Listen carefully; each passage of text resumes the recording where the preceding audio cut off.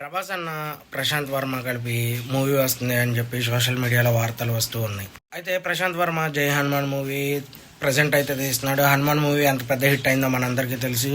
Next Prabhas అన్నతో movie ఉంటుంది అన్నట్టు చాలా వరకు రూమర్స్ వస్తున్నాయి.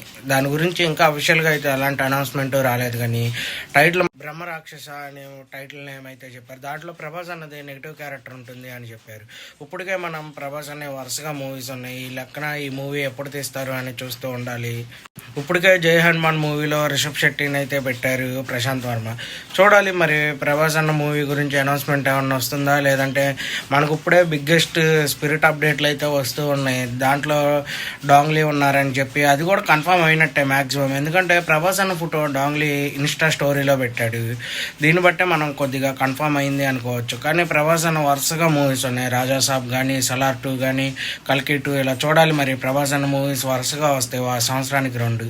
మీరు ప్రభాస్ అన్న మూవీలో ఏ మూవీ కోసం ఎక్కువగా వెయిట్ చేస్తున్నారో కామెంట్లో మెసేజ్ చేయండి. మన ఛానల్ లైక్ చేయండి, షేర్ చేయండి, సబ్స్క్రైబ్ చేయండి. తప్పులే ఉంటే కామెంట్లో చెప్పండి.